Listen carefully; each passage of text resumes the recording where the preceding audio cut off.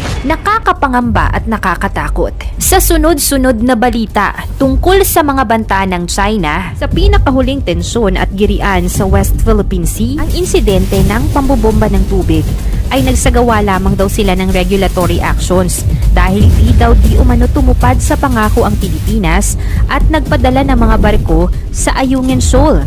Tinawag nila itong pagtitrespass o panghihimasok.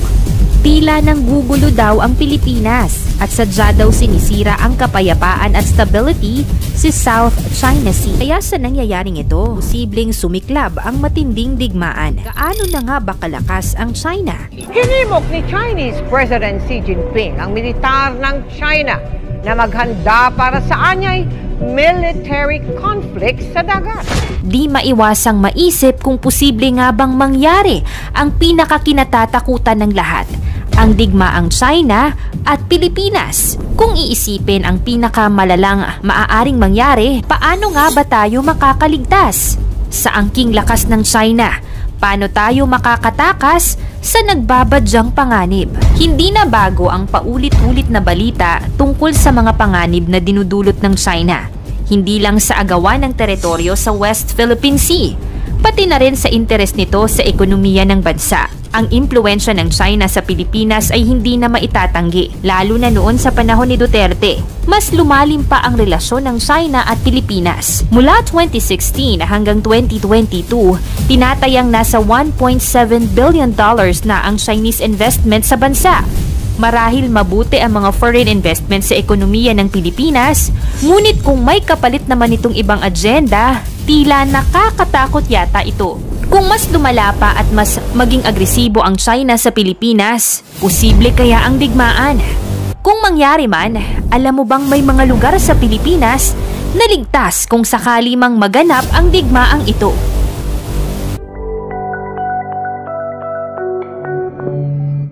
Digmaan sa Russia at Ukraine. Umiinit na labanan ng Israel at Hamas. Tensyon ng China at India. At nagiging marahas na ang aksyon ng China sa West Philippine Sea. Kung mas lumala pa at mas maging agresibo ang China sa Pilipinas, posible kaya ang digmaan? Kung mangyari man, alam mo bang may mga lugar sa Pilipinas na ligtas kung sakali mang maganap ang digmaang ito? Number 10. Pulilio Island. Di nalalayo sa syudad ng Maynila. Ang islang ito na pinakamalaking isla sa Luzon. Matatagpuan ito sa probinsya ng Quezon. Kilala bilang bakasunan, ngunit kapag may digmaan, itong lugar na ito ang magliligtas sa iyo. Malaki at tago ang lugar na ito. Hango ang pangalan ng isla sa Chinese word na Pulilo, na ang kahulugan ay beautiful island with plenty of food. Mula man sa Chinese ang pangalan ng isla, ngunit ligtas pa rin ito kung mangyari man ang digmaan. Number 9. Catanduanes, Panay Island. Matatagpuan sa Bicol Region. Kilala ito sa magagandang karagatan. Dahil tago at maliit lamang ang islang ito, ligtas ito sa mga banta ng missile attack. Marami din ang supply ng pagkain sa isla, kaya matitiyak ang kaligtasan. Number 8. Humonhon Island at Suluan Island, Eastern Samar. Matatagpuan ang isla sa probinsya ng Eastern Samar sa may parteng silangan ng Leyte Gulf. Kilala ito dahil dito unang napadpad si Magellan noong March 16, 1521. Parte ito ng munisipyo ng Giwan na may 8 barangay lamang. Ligtas ang Humonhon Island dahil sa liit at tago nitong lokasyon. Mataas ang survival rate sa islang ito dahil marami itong mapagkukunan ng supply ng pagkain. Number 7. Siargao Island. Kilala bilang surfing capital of the Philippines at nanalo ng Best Island in Asia noong 2021. Magdigmaan man, ligtas ka sa islang ito. Parte ito ng probinsya ng Surigao del Norte. Gaya ng ibang nabanggit, dahil sa tago ang islang ito, hindi malayong ligtas ang lokasyon na ito mula sa mga atake ng digmaan. Number 6. Davao City.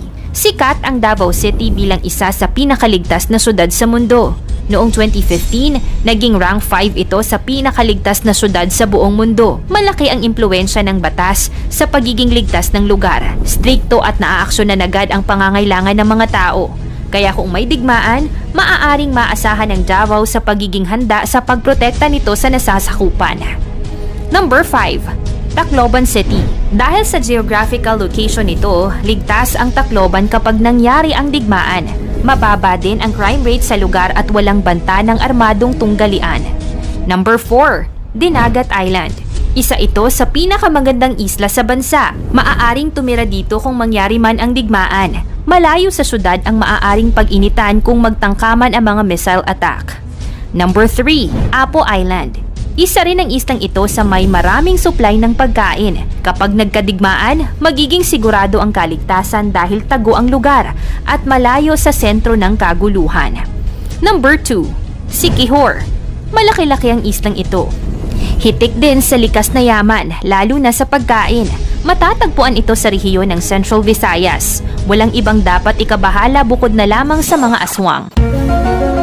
Sikat kasi ito sa mga usaping ito, gayon na lamang ay binansagan nitong Mystical Island of the Philippines. Number 1. Sarangani. Matatagpuan sa pinakaibabang bahagi ng Pilipinas. Wala nang mas liligtas pa kung mangyari man ng digmaang China at Pilipinas. Mahirap isipin ang posibilidad ng pagkakaroong muli ng digmaan sa teritoryo ng Pilipinas. Ang totoo, walang bansa ang nakakatiyak ng lubos na kaligtasan. Pero may ilang mga bansa na may mas mataas na chance dahil sa proteksyon at mas mababa ang tsansa na maging target ng nuclear attack. Maaaring dahil ito sa mga geographical nilang lokasyon o dahil sa kanilang political stability at kakayahan na makabangong muli.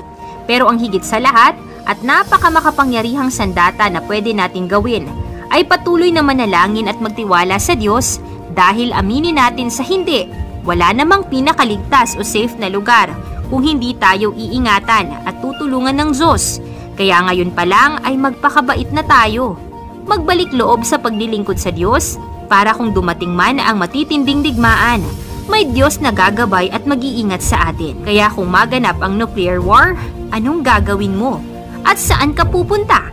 Wala nang mas nakakatakot pa kapag masangkot man tayo sa digmaan. Tulad na lamang ng nangyayari sa iba. Malala at madugo ang labanan.